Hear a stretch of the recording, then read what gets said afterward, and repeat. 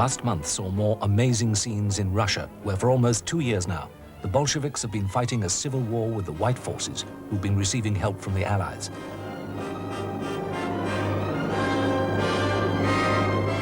But as this Bolshevik propaganda cartoon shows, the Whites' cause is coming to grief. Last month, the Crimea, the last White stronghold, was under siege. Trapped here was the White force, under the command of the general, Baron Wrangel. They were attacked by a Red Army force 4 times their size, and there was panic.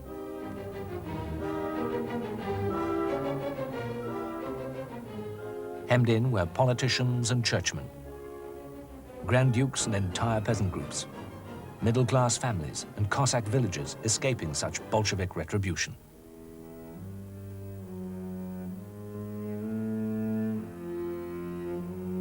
There were regular Russian army officers and men who joined the White forces, and Cossacks who joined the Whites as a separate corps. Ships of the French Navy stood by to help evacuate them all to safety.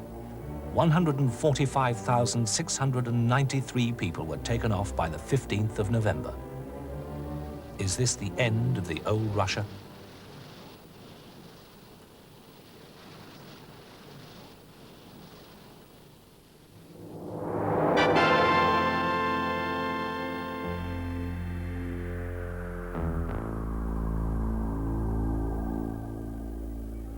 Today, a communist government led by Lenin rules in Russia, a country whose revolutionary potential Karl Marx seems to have dismissed. The 300-year-old Romanov dynasty has been swept away, and in its place, well, who can tell? What a change there's been since 1913, when Russia celebrated 3 centuries of rule by the Romanovs in a patriotic and religious orgy. The Tsar, who in earlier years might have been terrified of assassination, was able to go through the crowded streets entirely unprotected.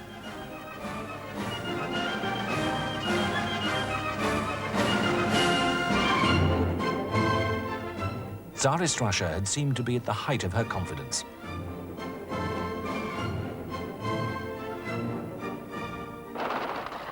The revolutionary pressures of 1905 seemed to have been reduced. Russia's industries had achieved a growth rate that had no parallel in Europe, nor in America. Even her agriculture had made progress. The peasants worked contentedly, and the reforms introduced by the late Mr. Stolypin, chief minister, seemed to be making agriculture more efficient. Russia's armed forces were stronger than ever before, and the Russian Navy was on course to become second only to the British Navy. But all agreed time was needed. Stolypin wanted 20 years of peace. A member of the Duma, Shidlovsky, said, "Give us 10 more years and we are safe." But time was not allowed. On the 31st of July 1914, Russia mobilized, and the next day, it was war. 2 men forecast that war would destroy the Tsarist system: Lenin, the Bolshevik leader in exile in Zurich, and Giolitti, the Italian liberal leader. Yet the immediate effect in Russia, as in all other countries, was to rally the nation behind the government. Only a handful of Social Democrats, Bolsheviks and Mensheviks opposed the war. St. Petersburg was renamed Petrograd to sound Russian, not German. Russian troops advanced into Prussia, but instead of the expected quick victory, there was a run of bloody defeats. Hopeless muddles were made of so many things. Total losses came to over 7 million men, but hospital arrangements were primitive. The casualties were overwhelming to hospitals that couldn't manage even the cases of syphilis.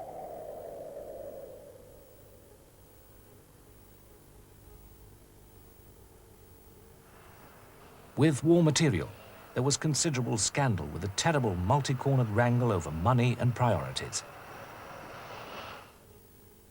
Territory was being lost to the German invaders in spite of brave fighting.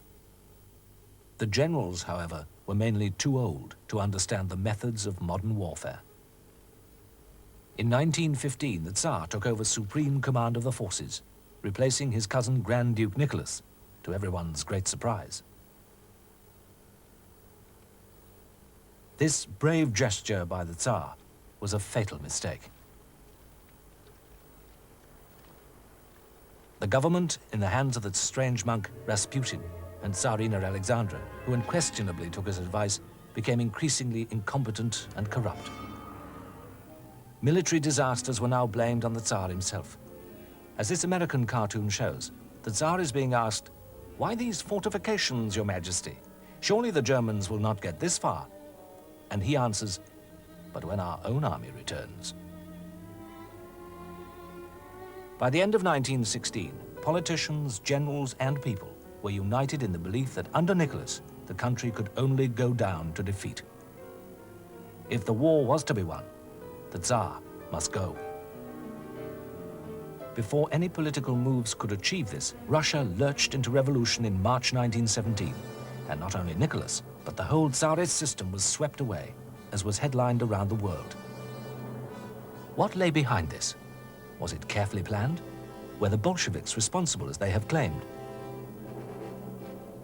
In fact, Zenzinov, leader of the socialist revolutionaries, has said, "The revolution fell like thunder out of the sky. It arrived joyfully unexpected." And as for the Bolsheviks, they were a small minority, and their leaders were all far away. Exiled in Switzerland with Radek and Zinoviev was Lenin. Trotsky was in New York. Stalin, with others, was exiled in Siberia.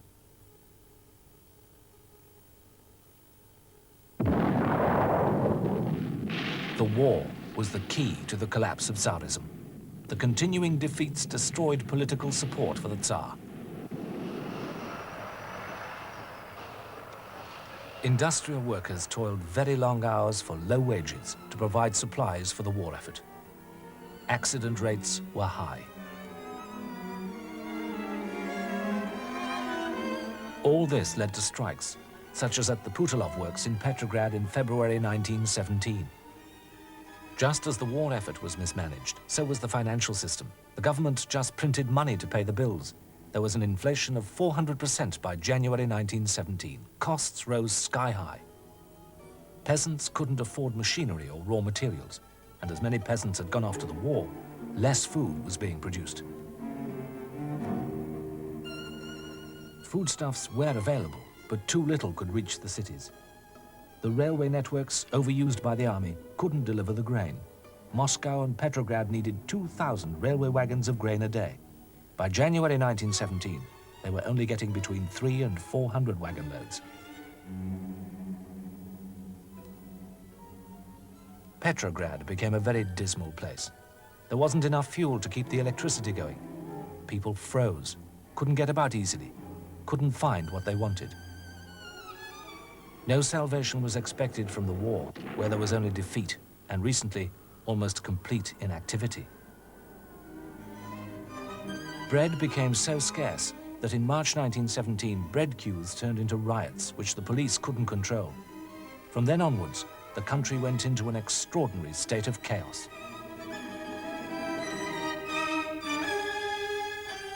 On the abdication of the Tsar, a provisional government took office until elections were to be held.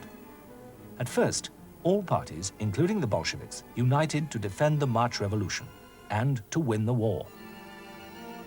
True to its liberal principles, the provisional government accepted popularly elected councils, Soviets.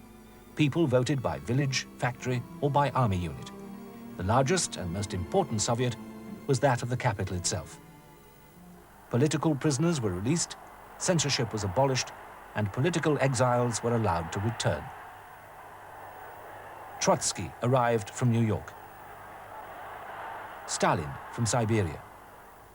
And back from Switzerland came Lenin in April. From the moment of his arrival in the Finland station in Petrograd, Lenin called for a new revolution. In his April theses, he denounced all cooperation with the provisional government. Soon the Bolsheviks were promising peace, land, bread, and freedom to all who would listen. Their promises were gladly received by the soldiers and sailors tired of war and only anxious not to be sent to the front. By workers and their wives, eager for food. And the promises of the Bolsheviks were eagerly grasped by peasants who believed that at last all land would be theirs. Having seen Lenin in action, it's difficult to understand why Kerensky, clearly the most able and popular minister in the provisional government, and his colleagues made such a hash of things. Were they simply too liberal, or too divided, or too slow? Were the Bolsheviks too clever, or too persuasive?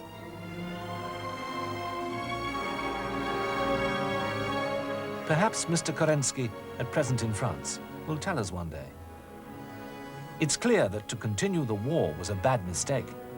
To allow Lenin back into Russia was another. Only a few days before Lenin's return, Kerensky had said, "Just wait. Lenin himself is coming. Then the real thing will start." It's astonishing that having this view, Kerensky, who went on to be prime minister, not only failed to crush Lenin and his party after the July Rising, but actually rearmed the Red Guards and called on the Bolsheviks to help save the revolution from General Kornilov in September.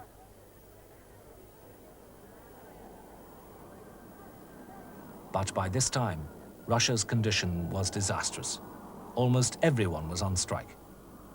Soldiers influenced by the Bolsheviks' propaganda deserted.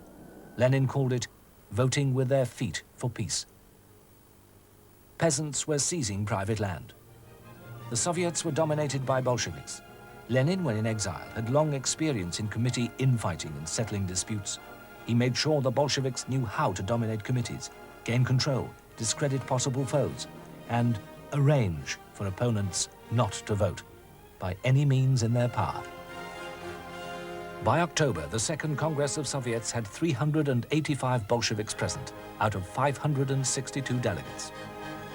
At a time when other parties, and indeed Russia itself, seemed to be falling apart, the Bolsheviks remained united and offered their simple policy: peace, land, bread, and freedom. By November, soldiers and workers facing disease and starvation in the towns were already, in effect, a revolutionary force only needing a strong leader. The Bolshevik Revolution was a fact before it happened. On the 7th of November, the Bolsheviks seized power.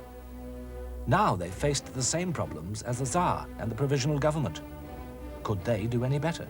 Could they hold on to power? At first, this seemed improbable. A small minority, they commanded clear support in only a fraction of the country.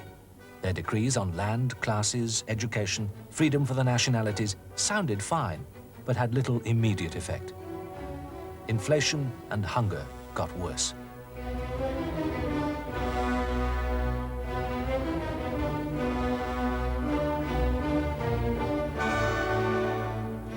The Bolsheviks ceased cooperating with other parties after the elected assembly was dismissed in January 1918. Peace with Germany came in March.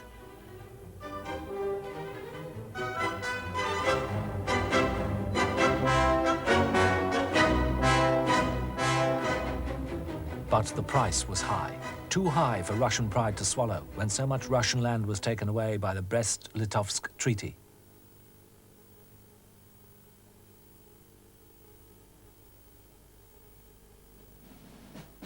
By the spring, white armies, supported by foreign forces, surrounded the small Bolshevik state.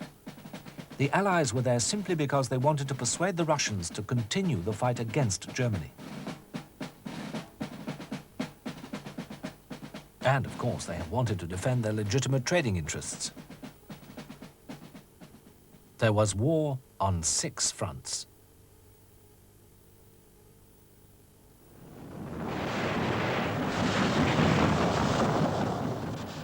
Yet Lenin is still there. How has it been done?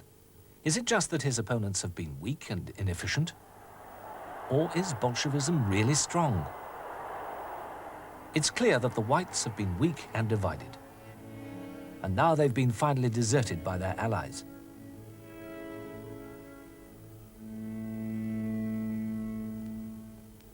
It's clear that Trotsky has succeeded in building the Red Army into a most formidable force. However, that's not the full story.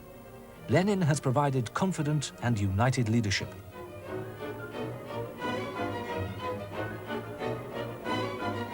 Skillful use of propaganda has put forward a picture of the Reds as Russian patriots, fighting against foreign invaders, as defenders of the peasants against landowners, and as bringers of freedom to the non-Russian peoples. Street posters, special propaganda trains, the wireless, propaganda ships have been carrying the message far and wide in ways all can understand.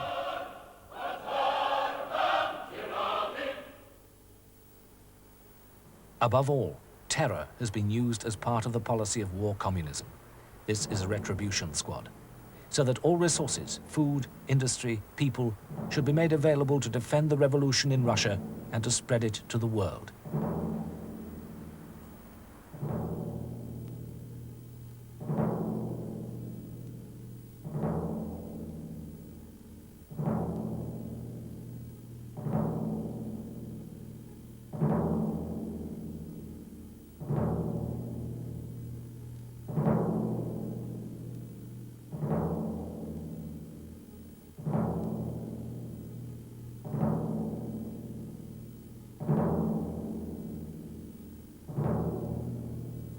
So Lenin has survived, but at what price?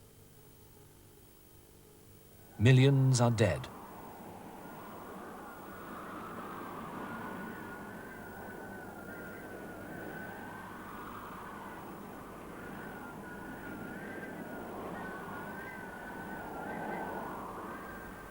More millions are starving.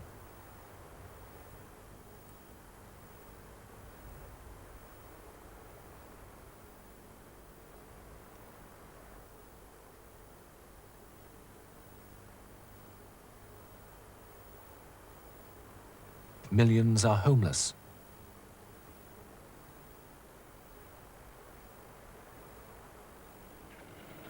Industry is wrecked.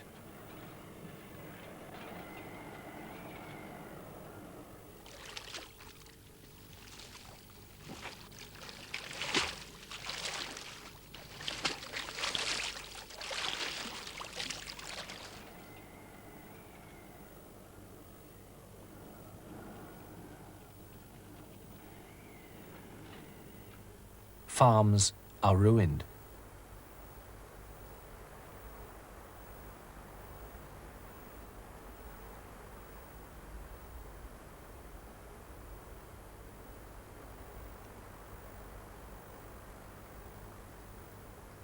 Is this the real price of political slogans like peace, land, bread, and freedom? Can Lenin maintain his single-party dictatorship? Can he continue communism? Can the Russian state survive as a communist island in a capitalist sea? Will other countries be infected by Bolshevism? Are we seeing the Red Dawn for the world? This is the Russian answer. This is what many fear.